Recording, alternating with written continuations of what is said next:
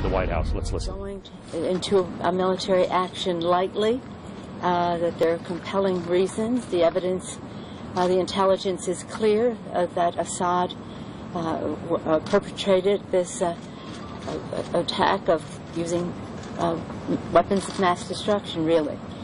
Weapons of mass destruction, deterring their use, is a pillar of our national security.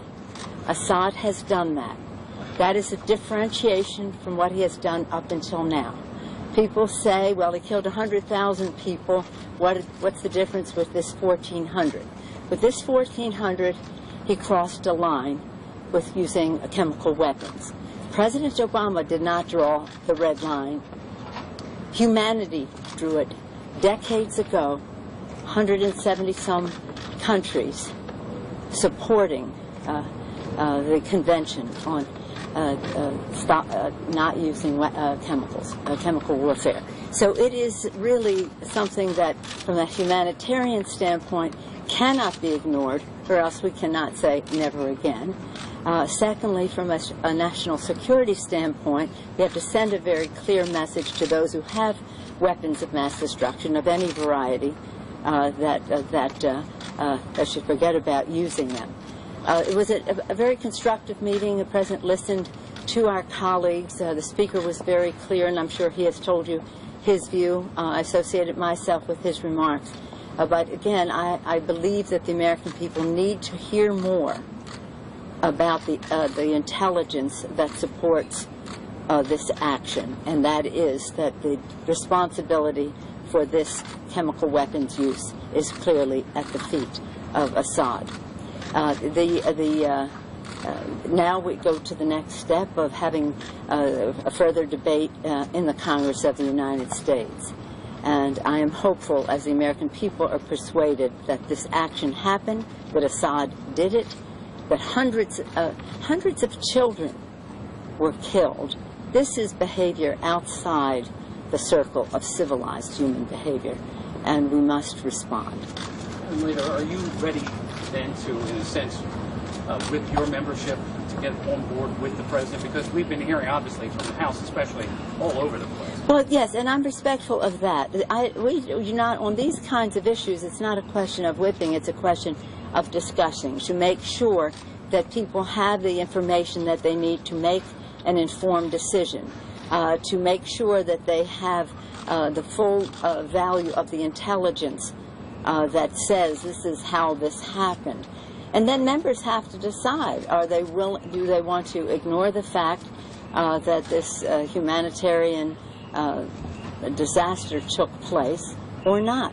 And then there's the larger issue of Syria's behavior if they get away with this.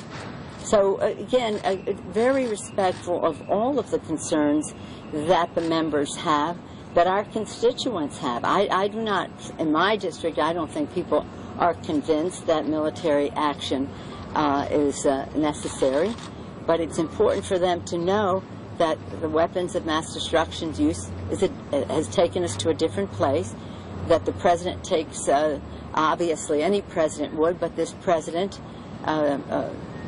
does not take this lightly, and that what will happen will be targeted, tailored, of short duration, and will send the message that is necessary, and then we go from there. So you're absolutely right. There's work to be done, but it's not a question of whipping. It's a question of discussing with our members, hearing their views, and some won't ever be comfortable with it.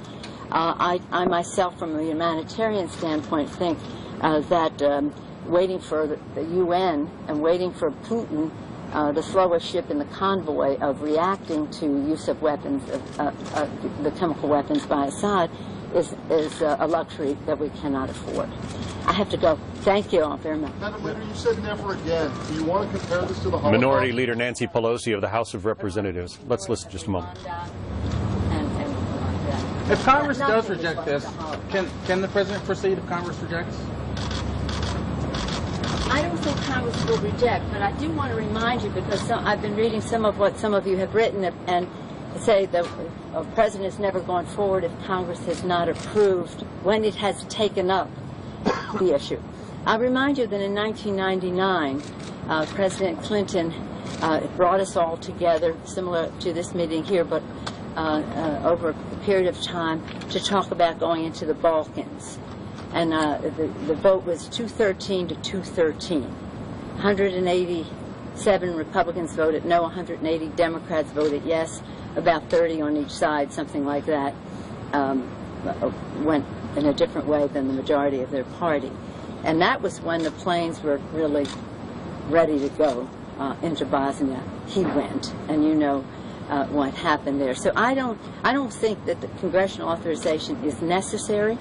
I do think it's a good thing, and I hope that we can achieve it. I feel pretty confident on the evidence, the intelligence, the national interest that is at stake, that we have a good conversation to have with our members. I myself, I'll tell you this story, and then I really do have to go. My 5-year-old grandson, as I was leaving San Francisco yesterday, he said to me, "Mimi," that's my name, "Mimi, war with Syria. Are you yes, war with Syria? No, war with Syria." Now he's 5 years old. And war, he's saying war. I mean, we're not talking about war, we're talking about an action. Yes, war with Syria, no war with Syria. I said, "Well, what do you think?" He said, "I think no war." I said, "Well, I generally agree with that, but you know, they've killed hundreds of children there. They've killed hundreds of children." And he said, 5 years old, "Were these children in the United States?" And I said, "Well, no, but they're children wherever they are." So I don't know what news he's listening to or who he's listening to, but even a 5-year-old child has to, you know, with the wisdom of our interest, well, how does it affect our interest? Well, it affects our interest because it was, again, outside the circle of civilized behavior. It was humanity drew a line decades ago that I think if we ignore, we do so to the peril of many other people who could suffer.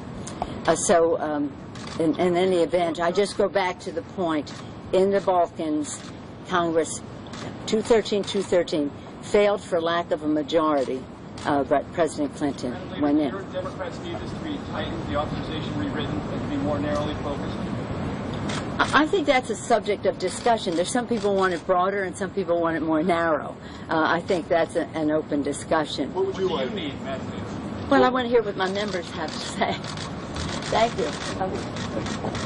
The Democratic Minority Leader of the House of Representatives, Nancy Pelosi, there after having met with the President.